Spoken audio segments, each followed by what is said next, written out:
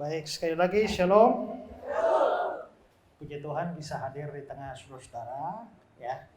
Dan kita akan mendengar firman Tuhan.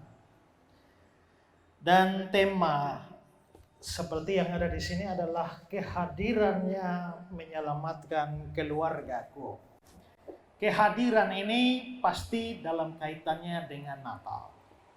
Natal itu memang momen kehadiran Allah di tengah dunia. Kalau kita berbicara soal Allah, maka sebenarnya Allah itu tidak perlu hadir di mana-mana karena Dia memang sudah maha hadir. Maka tanpa Natal pun Allah sudah hadir di dunia ini. Dia memenuhi semua langit dan bumi. Dia memenuhi seluruh alam semesta. Karena Dia Allah, Dia maha ada, Dia maha hadir. Tetapi Natal itu adalah Allah itu mau menjadi manusia. Mengapa Dia mau menjadi manusia? Karena Dia dalam rangka menyelamatkan kita. Nah, karena itulah Dia mau menjadi manusia. Nah, waktu menjadi manusia itu permulaannya pada waktu hari Natal. Memang sebelum hari Natal, di dalam Perjanjian Lama juga Allah pernah muncul dalam rupa manusia, itu disebut teofani. Misalnya Dia muncul menemui Abraham, Dia muncul menemui Lot, Dia bisa muncul menemui Musa. Tetapi kehadiran dalam Natal itu berbeda dengan kehadiran sebelumnya, atau Natal itu berbeda dengan teofani. Karena yang muncul menemui Abraham, Lot, atau Musa itu hanya beberapa saat saja. Tapi di dalam Natal, Yesus hadir di tengah-tengah dunia ini dalam waktu yang sangat lama, yaitu sampai kira-kira 33 tahun lebih. Tadi malam saya khotbah di Tegal, lalu ada tanya jawab. Lalu ada yang bertanya, Pak, kenapa waktu Yesus lahir, Dia baru muncul dan minta dibaptis dan akhirnya disalib pada umur 30-an tahun. Kenapa tidak muncul 10 tahun langsung disalib? 20 tahun langsung disalib? Saya bilang tidak bisa begitu. Kenapa? Karena Yesus itu Dia mempunyai 3 jabatan. Dia nabi, Dia imam, Dia raja. Dan sebagai imam, Yesus memenuhi imamat Perjanjian Lama. Di dalam Perjanjian Lama, semua suku Lewi itu akan menjadi imam. Tapi mereka baru bertugas saat mereka umur 30 tahun. Mereka umur 30 tahun baru bertugas dengan diurapi dengan minyak sebagai lambang Roh Kudus. Maka Yesus juga menunggu 30 tahun dulu, baru keluar minta dibaptis, ada Roh Kudus di atas Dia, baru Dia mau melayani. Ya, karena itulah maka Dia harus menunggu sampai 30 tahun. Melayani 3 tahun, lebih sedikit 3 tahun setengah, setelah itu baru disalibkan dan mati. Berarti Yesus hadir sebagai manusia di dalam dunia itu cukup lama. Selama 30-an tahun Dia ada di dunia, dan setelah misi penebusan dosa selesai, baru Dia kembali ke surga. Nah, Bapak Ibu, karena itu kalau kita bicara soal kehadirannya, maka kita memang berbicara soal kehadiran Allah sebagai manusia di dalam dunia ini yang kita peringati pada hari Natal ini. Nah, saudara-saudara, teks yang diberikan di sini adalah Matius pasal 1 ayat yang ke-24. Tapi saya mau baca dari ayat 21. Kalau saudara ada Alkitab di kitab suci boleh, di HP suci boleh, ya. Matius 1, 21 sampai 24. Dia akan melahirkan anak laki-laki dan engkau akan menamakan dia Yesus. Karena Dialah yang akan menyelamatkan umatnya dari dosa mereka. Hal itu terjadi supaya genaplah yang difirmankan Tuhan oleh Nabi. Sesungguhnya anak darah itu akan mengandung dan melahirkan seorang anak laki-laki dan mereka akan menamakan dia Immanuel, yang berarti Allah menyertai kita. Sesudah bangun dari tidurnya, Yusuf berbuat seperti yang diperintahkan malaikat Tuhan kepadanya, dan dia mengambil Maria sebagai istrinya. Nah, saudara-saudara, kalau tema kita Allah hadir atau kehadirannya menyelamatkan keluarga, maka sekarang kita bertanya, kehadiran Kristus atau kehadiran Allah itu menyelamatkan keluarga dari apa? Nah, ini yang mau saya bagi pada hari ini. Pertama-tama saudara, Allah hadir menyelamatkan keluarga dari kehancuran keluarga itu. Saudara, saya mau tanya, Yusuf dan Maria itu sudah menikah atau masih tunangan? Yakin? Coba saudara lihat ayat 19. Karena Yusuf suaminya, suami atau tunangan? Karena Yusuf suaminya, seorang yang tulus hati, tidak mau mencemarkan nama istrinya di muka umum, dia bermaksud menceraikannya. Jadi ini suami istri atau tunangan? Kalau memang masih tunangan, kenapa mau menceraikan? Kan nikah saja belum. Di ayat itu mengatakan Yusuf suaminya mencemarkan nama istrinya, berarti sudah suami istri dong. Tapi coba lihat ayat 18. Kelahiran Yesus Kristus seperti berikut. Pada waktu Maria ibunya bertunangan dengan Yusuf. Jadi ini sebenarnya tunangan atau menikah?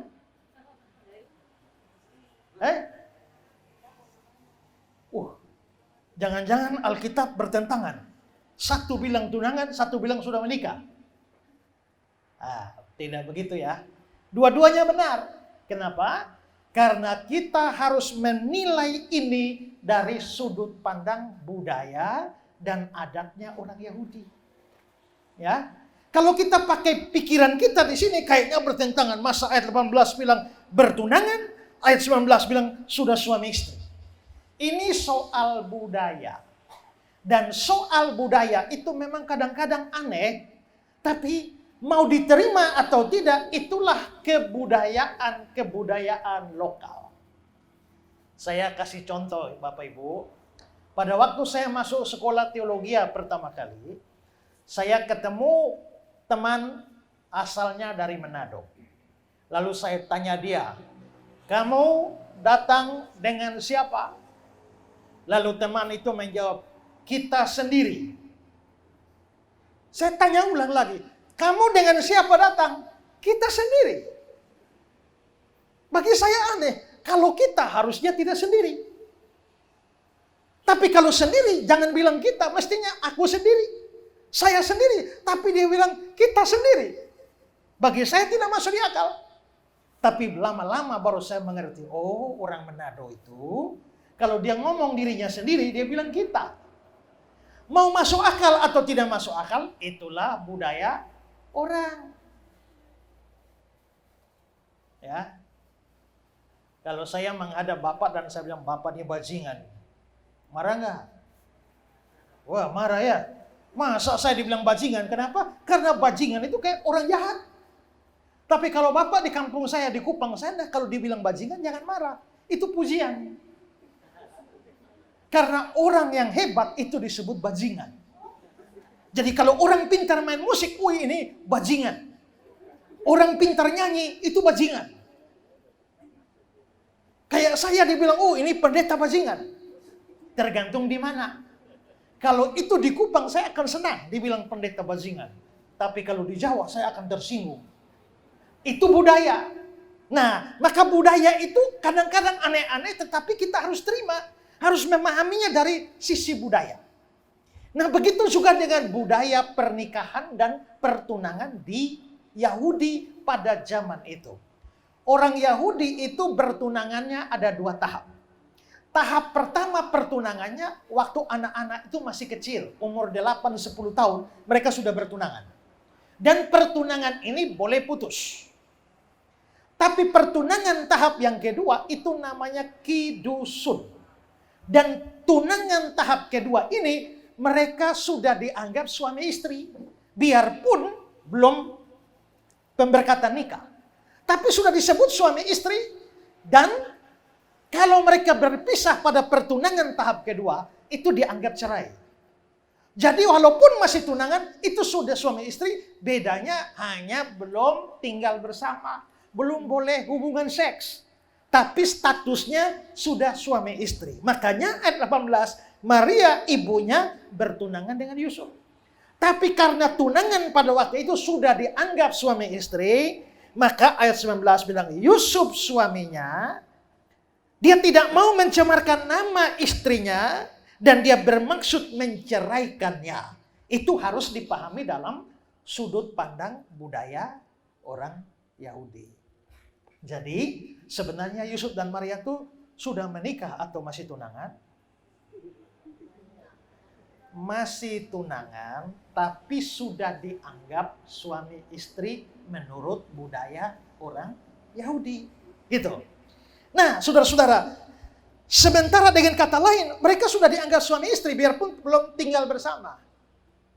Kalau begitu, sudah dianggap suami istri, maka sebenarnya Yusuf dan Maria ini walaupun masih tunangan, tapi boleh dianggap sudah berkeluarga. Dan saudara-saudara, tiba-tiba keluarga yang belum sampai pemberkatan nikah terancam bubar. Kenapa? Gara-gara si perempuan hamil di luar nikah. Kalau saudara pacaran atau tunangan sama orang, tahu-tahu perempuannya hamil, bagaimana bapak-bapak? Terima atau tidak? Dulu saya juga waktu muda pernah pacaran dengan orang. Ya, setelah itu tiba-tiba dia hamil. Tiba-tiba dia hamil, maksudnya dia hamil dengan orang lain. Ya, lalu saat itu saya marah bilang, loh, kenapa kau pacaran dengan saya hamil dengan orang lain? Kalau kau mau hamil bilang, saya juga bisa. Nah, tapi dia hamil dengan orang lain dan itu butuh waktu bertahun-tahun untuk bisa mengampuni perempuan seperti itu. Ya. Nah, ini saudara bayangkan bahwa sementara dalam pertunangan semacam itu, tahu-tahu Maria hamil. Nah, ini pasti akan menyebabkan Yusuf itu sangat curiga dengan Maria. Dan itulah sebabnya dia mau menceraikannya. Sementara di sisi lain, dari sisi hukum dan budaya Yahudi, ini aib yang besar. Dan kalau ikut aturan Yahudi zaman perjanjian lama, orang yang dianggap berzina harus dilempar batu sampai mati. Dan karena itu Yusuf berencana menceraikan Maria diam-diam. Maka sebenarnya keluarga Yusuf dan Maria ini terancam bubar. Terancam hancur. Seandainya Yusuf mengambil keputusan berdasarkan rasa malu, berdasarkan tekanan sosial, berdasarkan logika manusia, maka keluarga ini selesai sebelum sempat dibangun di dalam sebuah pernikahan yang resmi. Keluarga ini nyaris hancur. Tapi saudara-saudara, pada waktu keluarga ini hampir nyaris saja hancur, tiba-tiba Allah hadir. Ada intervensi dari Allah, terutama melalui malaikatnya bicara kepada Yusuf. Makanya ayat yang kita baca tadi, itu adalah kata-kata malaikat kepada Yusuf. Dia akan melahirkan anak laki-laki. Engkau akan menamakan dia Yesus. Karena dialah yang menyelamatkan umatnya dari dosa mereka. Lalu ayat 24, sesudah bangun dari tidurnya, Yusuf berbuat seperti yang diperintahkan malaikat Tuhan. Dan dia mengambil Maria sebagai istrinya. Maka saudara lihat, keluarga ini hampir hancur. Seandainya Allah tidak hadir. Seandainya Allah tidak intervensi, maka keluarga ini sudah tidak bisa diselamatkan lagi. Dan gara-gara Tuhan Allah menampakkan diri dan berfirman kepada Yusuf itulah, maka dari perceraian yang sudah direncanakan justru terjadi pernikahan. Karena setelah itu Yusuf mengambil Maria sebagai istrinya. Dari kehancuran berubah menjadi pemeliharaan. Dari aib berubah menjadi rencana penyelamatan dunia lewat bayi yang dilahirkan itu. Kalau begitu saudara-saudara, kita bisa menyimpulkan bahwa Allah hadir menyelamatkan keluargaku. Nomor satu adalah menyelamatkan keluarga itu dari kehancuran. Saudara-saudara, hari ini banyak keluarga menjadi hancur karena perceraian dan lain sebagainya, termasuk keluarga-keluarga Kristen. Saudara-saudara, saya membaca di internet tentang rekor dunia orang cerai paling cepat. Ya, lalu ada 10 nomor yang ada di situ. Saya akan bacakan. Pertama adalah Chad Johnson dan Evelyn Lozada. Usia pernikahan mereka 41 hari cerai. Karena setelah pernikahan terjadi kekerasan dalam rumah tangga, langsung menyusul perceraian. Berarti nikah cuma 41 hari cerai. Itu nomor 10. Nomor 9 adalah Drew Barrymore dan Jeremy Thomas. Usia pernikahan cuma 39 hari. Karena mengaku tidak cocok. Nomor 8 ada Maria Lopez dan Ali Landry. Usia pernikahan cuma 18 hari. Karena Lopez diketahui mempunyai hubungan dengan orang lain bahkan sebelum pernikahan itu. Nomor berikutnya adalah Pamela Anderson dan John Peters. Usia pernikahan hanya 12 hari. Menikah 12 hari langsung cerai karena merasa tidak siap secara personal. Lalu berikut lagi adalah Carmen Electra dan Dennis Rodman. Usia pernikahan 9 hari. Karena setelah menikah baru mereka sadar mereka menikah di bawah pengaruh alkohol. Dan setelah sadar langsung cerai. 9 hari. Nomor berikut adalah Nicolas Cage dan Erika Koike. Usia pernikahan hanya 4 hari. Karena mereka merasa bahwa mereka waktu ambil keputusan menikah, itu keputusan yang terlalu emosional, tidak matang. 4 hari mereka resmi bercerai. Sasha Gobar dan Philip de Aiba. Usia pernikahan mereka 1 hari saja. Karena masalah legal, termasuk status pernikahan sebelumnya yang belum benar-benar berpisah secara sah. 1 hari saja pernikahan itu batal. Jane Acker dan Rudolph Valentino, usia pernikahan mereka hanya 6 jam saja. Sudah bercerai karena sang istri menolak malam pertama. Langsung cerai 6 jam kemudian. Britney Spears dan Jason Alexander itu hanya 55 jam. Menikah di Las Vegas lalu batal karena merasa keputusannya tidak dalam keadaan sadar sepenuhnya. Dan number 1 itu adalah satu pasangan di Kuwait yang waktu menikah, selesai pemberkatan nikah, langsung terjadi pertengkaran. Dan begitu pemberkatan 3 menit kemudian memutuskan cerai di tempat pernikahan. Saudara bayangkan, artinya rumah tangga ini semacam hanya mainan-mainan saja. Dan banyak orang Kristen juga, ya walaupun kita tidak se-ekstrem itu, tapi banyak rumah tangga menjadi hancur. Karena apa? Karena tidak ada damai. Dan masalah paling utamanya itu adalah bahwa Allah tidak dihadirkan di dalam keluarga itu. Atau dengan kata lain, firman Allah tidak diterima di dalam keluarga itu. Beruntung ketika keluarga Yusuf dan Maria hampir hancur. Ada intervensi Tuhan, ada firman Tuhan. Tapi Yusuf mendengar firman itu dan dia mau taat firman Tuhan. Akibatnya hampir cerai, gagal. Justru jadi pernikahan. Hampir hancur, justru dipulihkan. Hampir aibnya dibongkar, tapi justru menjadi penyelamatan dunia ini melalui bayi yang dilahirkan. Kalau begitu kita bisa lihat bahwa kehadiran Allah itu menyelamatkan keluarga pertama-tama dari kehancuran keluarga. Banyak keluarga Kristen yang hidup mungkin tidak cerai, tetapi tidak ada damai di dalam keluarga. Banyak suami istri hidup bertahun-tahun dan menjadi kehilangan damai sejahtera, kehilangan sukacita, kehilangan cinta di tengah-tengah keluarga. Sehingga walaupun tetap bersama-sama, tapi sebenarnya sudah kehilangan keharmonisan di dalam rumah tangga.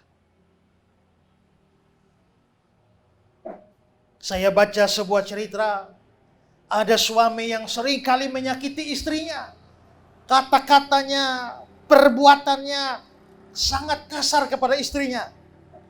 Tapi setiap kali istrinya disakiti, istrinya selalu masuk ke kamar mandi, ke kloset di dalam kamar mandi.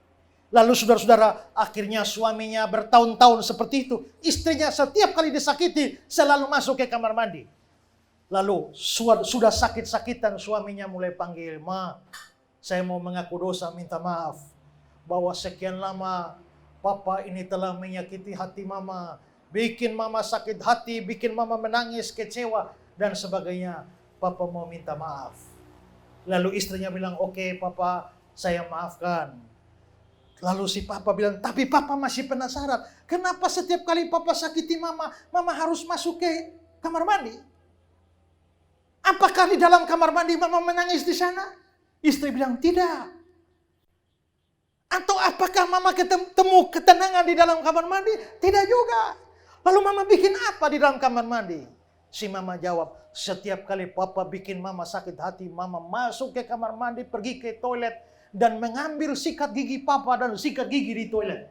Sikat itu gigi itu di toilet itu. Jadi setiap kali Papa sikat gigi, itu bekas dari toilet. Nah, saudara bayangkan bahwa ada banyak seperti itu. Kehancuran relasi, kehancuran kepercayaan, kehancuran masa depan. Tapi kalau Allah betul-betul hadir di tengah keluarga, firman Tuhan dibiarkan berkuasa di dalam keluarga, maka pertama-tama keluarga itu akan diselamatkan dari kehancuran. Bapak Ibu, terutama suami istri, adakah tetap sama-sama, tapi hati sudah menjauh seorang terhadap yang lain? Mungkin tidak cerai, tapi tidak ada damai lagi dalam hati. Atau ada istri yang sampai sekarang masih simpan benci pada suami. Ada suami yang masih simpan sakit hati pada istri. Saudara butuh kehadiran Allah di tengah keluarga. Terutama dalam momen Natal ini, biarkan firman Tuhan masuk di tengah keluarga. Dan firman, ketaatan kepada firman itu akan menyebabkan keluarga diselamatkan. Ini yang pertama. Lalu yang kedua, Allah menyelamatkan keluarga dari apa? Saudara lihat ayat 21. "Dia akan melahirkan anak laki-laki dan engkau akan menamakan dia Yesus, karena dialah yang akan menyelamatkan umatnya dari dosa mereka." Kalau begitu, penyelamatan terhadap keluarga yang kedua adalah penyelamatan dari dosa. Dan ini penyelamatan yang lebih penting. Ini penyelamatan yang lebih urgen daripada penyelamatan keluarga dari kehancuran. Yang pertama tadi, saudara-saudara, akar konflik di tengah keluarga itu macam-macam. Tapi sebenarnya paling mendasar itu adalah dosa. Saudara lihat, Adam dan Hawa hidup baik-baik bukan? Tapi begitu dosa terjadi, Hawa makan buah, Adam makan buah. Lalu kita bisa lihat Adam berkata, "Perempuan yang engkau tempatkan inilah yang membujuk aku." Ya. Nah, maka terjadilah konflik di dalam suami istri, di dalam keluarga. Lalu kita bisa lihat anak-anak seperti Kain dan Habel. Kain membunuh Habel, konflik di dalam keluarga. Itu juga gara-gara dosa. Maka dosalah penyebab kehancuran keluarga sebenarnya. Akar sebenarnya. Dosa itu menyebabkan rusaknya relasi. Munculnya pertengkaran. Penyebab dari egoisme, ketidaksetiaan, kebencian itu adalah dosa. Dan sebenarnya saudara-saudara, berbicara lebih umum, semua kita akan menjadi orang berdosa. Dan itulah penyebab rusaknya kehidupan kita. Semua kita adalah orang berdosa. Dan ingat, Tuhan itu Tuhan yang maha adil. Dosa itu pelanggaran terhadap hukumnya Tuhan. Maka Tuhan yang adil itu tidak mungkin melepaskan orang berdosa begitu saja. Kalau Tuhan tidak menghukum orang berdosa, maka Tuhannya tidak adil. Sama seperti saudara lihat, kalau ada orang bunuh orang, lalu masuk ke pengadilan, Pak Hakimnya penuh kasih. Lalu Pak Hakim melihat terdakwa ini, kamu memang sudah membunuh orang, tapi karena saya penuh kasih, saya tidak hukum kamu. Saudara akan menganggap hakimnya adil? Tidak. Hakimnya memang mengasihi, tapi hakimnya batal sebagai hakim yang adil. Karena keadilan menuntut supaya yang bersalah itu harus dihukum. Nah, Tuhan itu hakim yang adil. Maka semua kita yang berdosa itu pasti akan dihukum oleh Tuhan. Tuhan memang maha kasih. Tuhan memang penyayang. Tetapi dia juga adalah Tuhan yang adil. Karena itu dia pasti menghukum orang berdosa. Waktu kita berdosa, kita menjadi musuh Tuhan Allah. Paulus bilang, kamu memusuhi Tuhan Allah dalam hati dan pikiranmu, dan itu nyata dari perbuatanmu. Berarti perbuatan kita yang berdosa, itu sama dengan kita memusuhi Tuhan Allah. Dan Tuhan juga memusuhi kita. Tuhan sangat keji terhadap orang berdosa. Dan kita lihat bahwa Tuhan menghukum orang berdosa dengan banyak hukuman. Hukuman yang paling hebat yaitu kebinasaan kekal. Dengan dilemparkan ke dalam neraka. Jangan bilang neraka tidak ada. Karena kalau saudara bilang neraka tidak ada, lebih baik saudara tidak usah percaya Yesus. Kenapa? Karena orang yang paling banyak bicara tentang neraka, itu bukan nabi siapapun, bukan rasul siapapun. Orang paling banyak bicara tentang neraka itu Yesus. Sehingga kalau neraka tidak ada, berarti Yesuslah pembohong paling besar. Karena itu sekalipun kita tidak pernah melihat neraka, tidak pernah melihat surga, bahkan tidak pernah melihat Tuhan Allah, tetapi jangan berkesimpulan itu tidak ada hanya karena kita tidak melihat. Saudara, tiap hari kita berurusan dengan sinyal bukan? Gelombang bukan? Tapi adakah yang pernah lihat gelombang? Tidak ada. Yang kita lihat di HP itu hanya simbolnya. Tapi gelombangnya ada. Saudara, kalau saya melepaskan sebuah benda dari sini, dia jatuh ke bawah. Kenapa? Itu gaya gravitasi. Tapi gravitasi itu modelnya segi 4, segi 3, bulat atau lonjong. Kan kita tidak lihat bentuknya, tapi gravitasi itu ada. Kita tidak melihat listrik. Tapi kita tahu listrik itu ada. Padahal kita tidak pernah tahu listrik itu bulat, lonjong, atau segi 4. Tapi kalau listrik itu tidak pernah dilihat, jadi tidak ada. Coba kau pegang kabel telanjang itu. Begitu pegang kan kau langsung sadar, tidak ada kan? Maka begitu juga Tuhan Allah itu kita tidak lihat. Tapi dia pasti ada. Sama seperti kita tidak lihat gaya gravitasi. Kita, saudara percaya ada yang namanya kebebasan? Percaya. Kebebasan itu modelnya bagaimana? Saudara percaya ada cinta? Cinta itu modelnya bagaimana? Itu yang model-model bulat. Itu bukan cinta. Itu hanya simbol saja, gambar jantung. Tapi cinta itu bukan begitu. Maka di sini kita bisa melihat bahwa walaupun Tuhan itu kita tidak bisa lihat, tapi Tuhan itu ada. Walaupun surga kita tidak bisa lihat, surga itu ada. Walaupun kita neraka kita tidak lihat, tapi neraka itu ada. Karena dimensinya beda. Pada waktu orang pertama pergi ke bulan, lalu dia pakai tabung oksigen di atas pesawatnya keliling-keliling bulan, lalu akhirnya dia pulang turun ke bulan, dia bilang, saya sudah sampai bulan, dan saya sudah lihat di sana ternyata Tuhan tidak ada, ternyata surga tidak ada, ternyata neraka tidak ada. Lalu ada seorang teolog Amerika, pendeta Amerika, dia tulis balas, dia bilang, memang saja kau tidak lihat neraka, kenapa? Karena kau tetap di atas pesawatmu dan tetap pakai tabung oksigen. Kalau kau berani keluar dari pesawat, lepas itu tabung oksigen, saya jamin kau langsung lihat neraka. Ya kan? Nah, karena itu hukuman neraka itu betul-betul ada dan Alkitab berbicara tentang hukuman di sana selama-lamanya. Bahkan sangat mengerikan karena dikatakan bahwa di sana ada ratap tangis retak gigi. Kegelapan yang paling gelap itu diambil dari model hukuman Romawi. Orang Romawi punya penjara bawah tanah Itu untuk penjahat-penjahat besar, dimasukkan di penjara bawah tanah. Di bawah tanah itu mereka atur sehingga satu cahaya saja tidak bisa masuk. Bawah tanah gelap, dan kalau masuk gelap itu, beberapa minggu kemudian orang yang di dalam itu mulai gila. Nah, Alkitab mengambil simbol kegelapan paling gelap itu seperti neraka, berarti betul-betul itu mengerikan luar biasa. Bagian lain yang mengatakan bahwa ulat bangkainya tidak akan mati. Bagian lainnya mengatakan apinya tidak padam. Ada ratap dan kertak gigi. Kertak gigi itu yang bagaimana? Itu apa? Para ahli mengatakan itu sama seperti orang tahan sakit. Berarti penderitaan di neraka itu begitu luar biasa. Karena itu harus percaya neraka itu ada. Dan jangan main-main dengan neraka. Ada orang bilang, Pak, sekarang neraka tidak panas lagi. Sudah ada AC. Ya.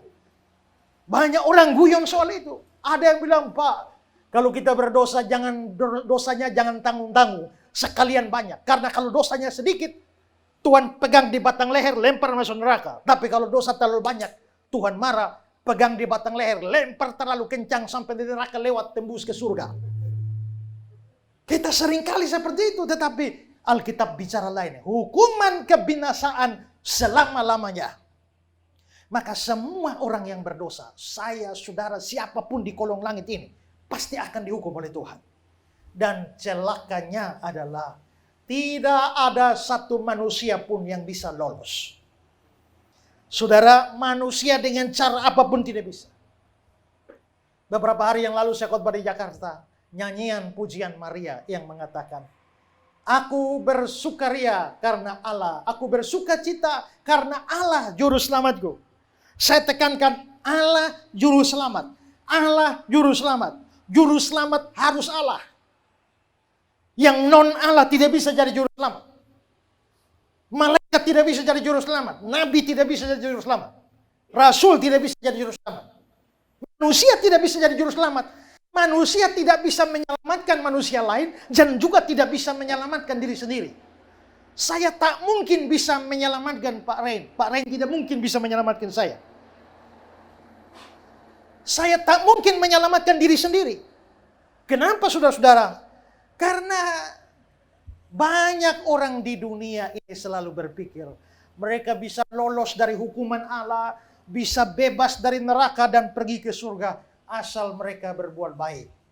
Asal mereka beramal bersaleh, pasti amal salehnya akan diperhitungkan Tuhan untuk masuk surga. Tetapi kekristenan bilang tidak. Semua amal saleh perbuatan baik kita tidak pernah bisa menolong. Karena pada dasarnya perbuatan baik tak bisa menghapus satu dosa pun. Saya selalu pakai ilustrasi begini. Kalau Bapak naik motor tidak pakai helm pada hari Senin, Bapak ditilang oleh polisi, lalu dikasih waktu 1 minggu lagi, Senin depan, sidang di pengadilan baru ambil kembali SIM-nya. Lalu karena saudara takut itu nanti dihakimi, mumpung masih hari Senin. Hari Selasa saudara bawa bantuan ke panti asuhan, bawa beras. Hari Rabu bawa bantuan ke panti jompo. Hari Kamis sumbang pembangunan gereja. Hari Jumat kirim bantuan bencana alam di Sumatera sana. Ya, hari Sabtu bikin kasih makan buat anak-anak terlantar. Hari Senin berikutnya saudara masuk pengadilan, lalu hakim bertanya, benarkah saudara pada hari Senin lalu melanggar peraturan lalu lintas tidak pakai helm? Lalu saudara bilang, benar Pak Hakim. Tapi Pak Hakim juga harus tahu. Hari Selasa saya sudah bawa beras ke panti asuhan. Ini dia punya foto. Hari Rabu bawa panti jompo. Ini fotonya. Hari Kamis bawa pembangunan gereja. Ini dokumentasinya. Hari Jumat sudah kasih korban di Sumatera sana. Jadi benar Pak Hakim. Saya memang sudah melanggar peraturan lalu lintas. Tapi saya juga sudah berbuat baik. Apakah hakimnya akan melepaskan saudara?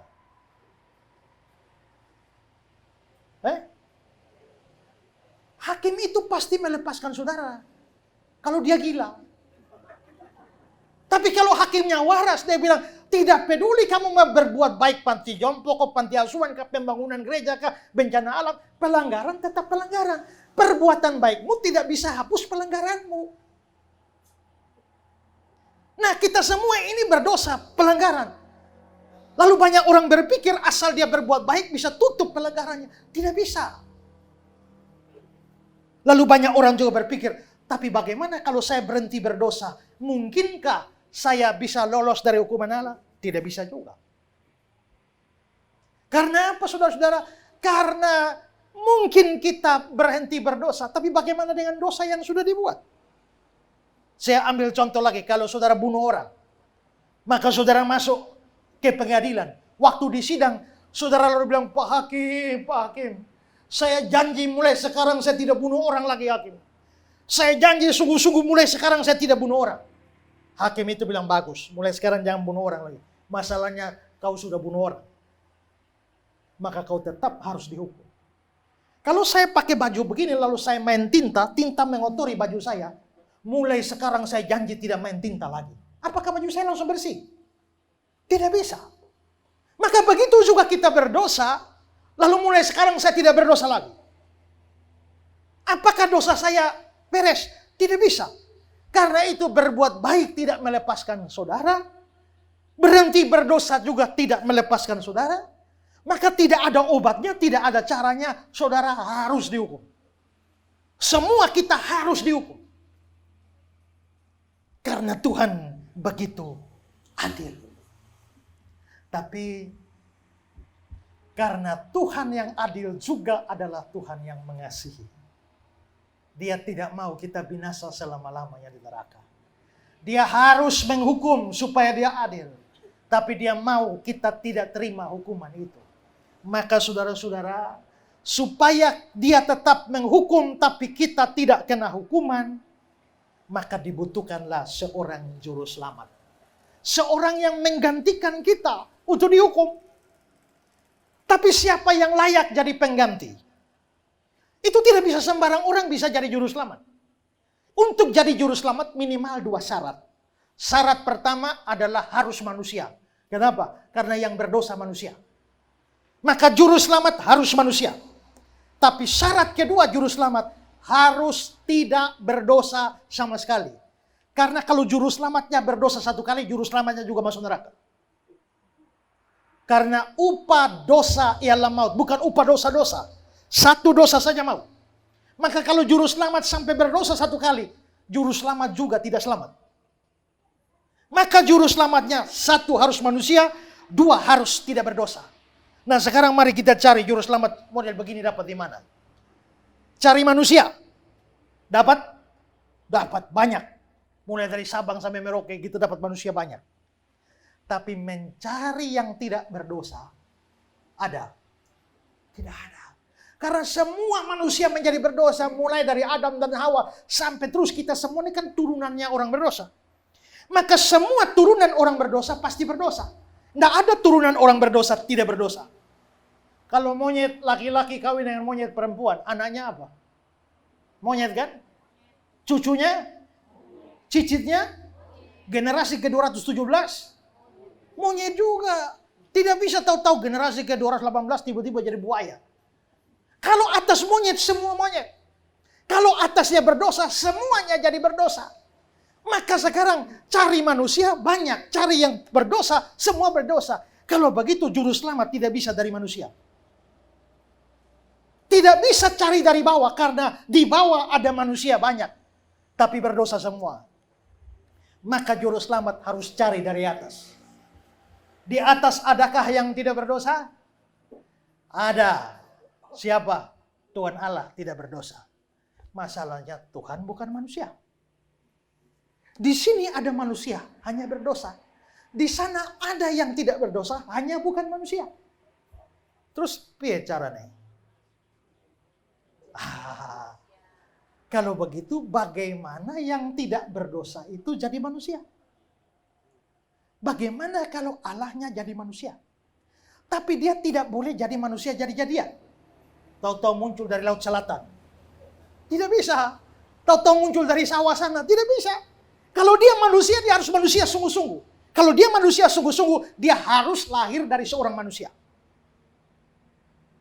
Kemarin acara tanya jawab di Tegal ada yang bertanya, Pak, kenapa juru selamatnya datang harus jadi bayi? Kenapa tidak langsung dewasa saja? Saya bilang masalahnya karena Juru selamat yang dijanjikan dalam perjanjian lama itu harus keturunan Abraham, Ishak, Yakub, Daud dan sebagainya. Kalau tahu-tahu dia muncul dewasa, muncul dari batu sana, apa hubungannya dia dengan Abraham, Ishak, Yakub, Daud? Tidak bisa. Kalau dia manusia sungguh-sungguh, silsilahnya harus jelas. Dia harus turun dari suku Yehuda. Karena itu supaya dia manusianya jelas, maka dia harus lahir dari seorang manusia yang adalah keturunan Abraham, Ishak, Yakub, Yehuda, Daud dan sebagainya. Karena itulah butuh seorang perempuan yang menghasilkan atau melahirkan dia. Tapi bukankah kalau dia lahir dari manusia berarti dia jadi berdosa? Karena dia menjadi manusia. Nah, supaya dia tidak berdosa, maka ada 3 hal yang perlu lakukan. Pertama, kan dia Allah, dia tidak boleh berhenti jadi Allah. Karena kalau dia berhenti jadi Allah, dia akan berdosa. Dia harus tetap Allah. Kedua, dia tidak boleh muncul di rahim Maria hasil perkawinan laki dan perempuan. Karena nanti transmisi dosa akan menyebabkan dosa warisan masuk ke Yesus. Maka dia harus lahir dari perawan. Dan yang ketiga, ada pekerjaan Roh Kudus, dikandung dari Roh Kudus. Jadi waktu bayi dijanin dalam rahim Maria, Roh Kudus menguduskan dia. Sehingga pada waktu dia dilahirkan, dia memang manusia dari Maria. Tapi karena dia Allah, bukan hasil persetubuhan laki dan perempuan, dan dikandung dari Roh Kudus, maka dia menjadi tidak berdosa sama sekali. Maka tadi kan syarat juru selamat apa? Pertama manusia, kedua tidak berdosa. Dan Yesus itu manusia? Yes. Yesus tidak berdosa? Yes. Kalau begitu juru selamatnya sekarang sudah ada. Itulah Natal. Ya. Jadi Natal itu penting. Kenapa? Karena kita merayakan penyediaan juru selamat satu-satunya. Manusia banyak, tapi manusia yang tidak berdosa tidak ada. Hanya satu. Kalau begitu juru selamat tidak bisa datang dari mana-mana. Nah, kalau begitu Natal itu juru selamat sudah ada. Tapi kapan juru selamat menyelamatkan kita? Tadi saya bilang, supaya Allah tetap menghukum tapi kita tidak dihukum, itu harus ada yang menggantikan kita dihukum. Nah, kapan penghukuman itu terjadi? Pada waktu di atas kayu salib. Di atas kayu saliblah dia menanggung seluruh hukuman kita. Apakah hukuman bagi orang berdosa? Kejadian 2 ayat 17 bilang, pada hari kau makan buah itu pasti kau mati. Roma 6 ayat 23, upah dosa adalah maut. Berarti hukuman bagi orang dosa adalah mati. Kalau Yesus mau jadi juru selamat, maka dia harus mati. Maka Yesus beda dengan semua kita. Kita semua lahir untuk hidup. Tapi Yesus satu-satunya manusia yang lahir untuk mati. Makanya ada orang dari sebelah bilang, bagaimana Yesus bisa jadi juru selamat sedangkan menyelamatkan diri dari salib saja tidak bisa? Saya jawab gampang saja. Yesus tidak perlu selamatkan diri dari salib. Karena untuk salib itulah dia datang. Anak manusia datang untuk memberikan nyawanya menjadi tebusan bagi banyak orang. Jadi kalau Yesus menyelamatkan diri dari salib, misinya gagal. Tapi supaya misinya berhasil, dia harus mati. Dan di atas kayu salib itulah, setelah dia menderita sengsara aniaya, di ujungnya dia berteriak, sudah selesai. Apa yang selesai?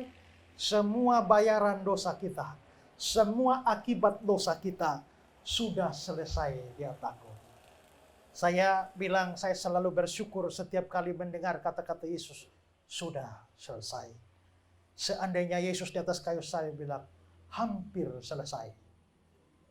Atau sebagian besar sudah selesai.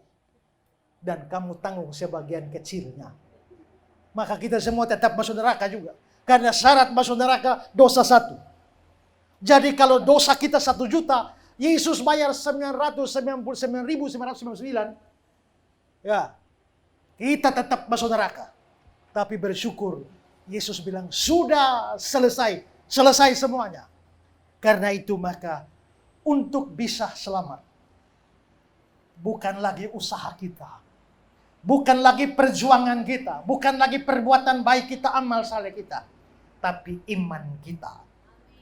Makanya Yohanes 3 ayat 16 itu bilang, supaya setiap orang yang percaya kepadanya tidak binasa, melainkan beroleh hidup yang kekal. Nah, kalau begitu, Allah hadir melalui Yesus untuk menyelamatkan keluarga. Tak usah omong keluarga dulu. Pertama-tama saudara sendiri sudah selamat atau belum? Kalau saudara belum pernah punya Yesus, terima Yesus, saudara tidak akan selamat. Biarpun rajin ke gereja. Biarpun orang Kristen. Saudara, Tuhan Yesus punya 12 murid. Adakah murid Yesus, Rasul, yang masuk neraka? Ada tidak? Ada. Yudas Iskariot masuk neraka. Yudas Iskariot itu Rasul. Jabatan tertinggi di dalam perjanjian baru. Itu Rasul.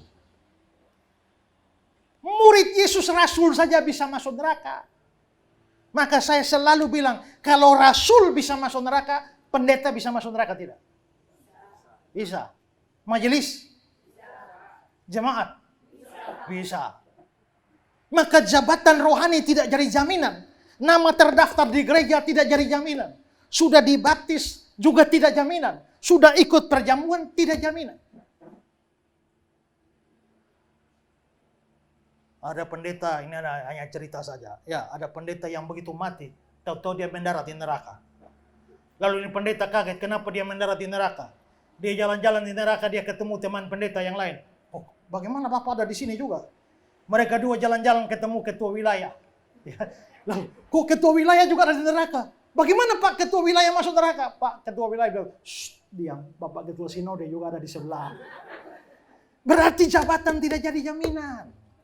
Karena itu saudara-saudara, jadi Kristen tidak jaminan kecuali saudara punya Yesus secara pribadi. Maka Maria bilang, kemarin saya khotbah di Jakarta, saya bilang, Maria bukan hanya bilang Allah juru selamat, tapi Allah juru selamatku. Juru selamat itu harus juru selamat pribadi. Makanya Tuhan itu gembala Israel. Tapi Daud tidak hanya sampai Tuhan adalah gembala, tapi Tuhan adalah gembalaku. Yesus itu Tuhan dan Allah. Tetapi Thomas bilang, ya Tuhanku dan Allahku. Itu harus sampai level pribadi. Maka Yesus juru selamat. Saudara percaya dia atau tidak percaya dia tetap juru selamat. Masalahnya dia juru selamatku atau tidak. Ya. Ibu ini pasti istri kan? Tapi bukan istriku. Ya kan? Tapi istri. Tapi bukan istriku. Yesus itu Tuhan, tapi Tuhanmu atau tidak? Yesus itu raja, rajamu atau tidak? Yesus itu juru selamat, tapi juru selamatmu atau tidak? Maka di sini merayakan Natal harus pastikan bahwa kita semua punya juru selamat pribadi. Ya, apa artinya merayakan Natal tapi mati masuk neraka? Karena itu pastikan. Tapi kalau saudara sudah pasti punya juru selamat, sekarang bagaimana dengan suamimu? Bagaimana dengan istrimu? Bagaimana dengan anak-anakmu? Bagaimana dengan orang tuamu? Bagaimana dengan mertuamu? Bagaimana dengan menantu? Kalau mereka tidak percaya Yesus, mereka akan masuk neraka. Kalau begitu, Allah hadir untuk menyelamatkan keluargaku, maka nomor satu, kamu sendiri harus selamat. Setelah itu, kedua, pikirkan bagaimana keluargamu diselamatkan. Lewat Injil. Maka mulailah mendoakan. Kalau saudara punya anggota keluarga yang belum percaya Yesus, doakanlah dia. Beritakan Injil lah. Supaya dia percaya Yesus bersama-sama dengan saudara. Dan akan diselamatkan bersama-sama. Baru tema ini menjadi nyata. Allah hadir. Kehadiran Allah akan menyelamatkan keluargaku. Yesus sudah datang. Tapi tanpa kita buka hati, kita tidak mungkin diselamatkan. Karena itu, Allah hadir menyelamatkan keluarga. Satu, menyelamatkan keluarga dari kehancuran. Tapi yang kedua, menyelamatkan keluarga dari dosa. Biarlah kita merayakan Natal tahun ini dengan spirit seperti ini. Percaya dan terima Yesus sebagai juru selamat kita. Dan berbeban untuk keluarga kita. Charles Haddon Spurgeon berkata, aku tidak percaya kamu sudah mengecap madu Injil kalau kamu memakan semuanya sendirian. Ada banyak orang di sekitar kita yang belum punya juru selamat. Mati akan masuk neraka semua. Kalau saudara mengasihi mereka, beritakan Injil. Pada Desember tahun 1999. Saya melayani sebagai mahasiswa praktek di sekolah teologi di satu desa kecil di wilayah Kediri, Jawa Timur sana. Saudara-saudara, satu hari saya berkunjung ke rumah jemaat. Lalu jemaat ini ternyata punya pembantu yang belum percaya Yesus, non-Kristen. Lalu saya bilang sama tuan rumah, bolehkah saya menginjili dia? Oh boleh Pak, silakan. Tapi saya terlalu takut untuk omong Yesus. Saya cerita panjang lebar, 2 jam cerita. Saya tidak jadi cerita tentang Tuhan Yesus. Akhirnya saya pulang, tapi minggu depan kan saya masih datang sebagai mahasiswa. Minggu depan, Jumat depan saya datang, saya injili dia. Maka minggu depan juga saya datang, lalu saya mulai cerita panjang lebar, cari bagaimana masuk omong tentang Yesus. Tapi cerita panjang lebar, 2 jam berlalu, saya tidak berani omong Yesus. Minggu depan lagi, saya cerita begitu dan 2 jam juga lewat begitu saja. Maka Jumat berikut lagi saya bilang, ini kalau omong terlalu panjang nanti tidak jadi-jadi. Maka harganya harus tembak langsung saja. Begitu duduk saya bilang, Ibu, saya mau tanya, Ibu pernah dengar yang namanya Yesus? Dia bilang, Tuhan orang Kristen kan? Ya, tapi Ibu tahu siapa dia, ceritanya bagaimana? Ya dikit-dikit lah Mas, dengar dari orang Kristen. Mau tahu ceritanya? Silakan Mas. Saya mulai cerita Yesus panjang lebar, 2 jam. Setelah 2 jam saya mulai sampai pada puncak takut-takut. Jadi sekarang, maukah Ibu terima Yesus sebagai juru selamat? Tapi hati saya takut sekali. Ya, maukah? Tiba-tiba dia menatap saya, dia bilang, Mas, sebenarnya saya sudah tunggu dari 4 minggu yang lalu. Kapan Mas tawarkan Yesus? Saya bilang, astaga, saya begitu takut. Padahal Tuhan sudah buka hatinya. Hari itu saya tuntut dia terima Yesus. Tanggal berapa? Dia terima Yesus. Tanggal 25 Desember tahun 1999. Hari itu saya pulang dari tempat itu naik sepeda. Berkilo-kilo. Dan sambil naik sepeda, saya dayung. Saya bilang, Tuhan Yesus, kalau Natal itu hari ulang tahunmu, hari ini saya kasih satu hadiah. Yaitu 1 jiwa buat Tuhan. Mencari domba yang sesat, itulah kerinduan jiwaku. Ada banyak anggota keluarga belum percaya Yesus kan? Kalau mereka mati malam ini, mereka pasti pergi ke neraka. Kalau mau mereka diselamatkan, selamatkan keluarga. Malam ini pulang, berdoa bagi mereka, supaya Tuhan buka hati mereka. Kalau memungkinkan, beritakan Injil pada mereka. Kalau tidak bisa beritakan Injil, minta tolong orang lain untuk beritakan Injil pada mereka. Supaya mereka percaya Yesus seperti kita percaya. Dan akhirnya, kehadirannya menyelamatkan keluargamu. Selamat Natal, Tuhan memberkati kita.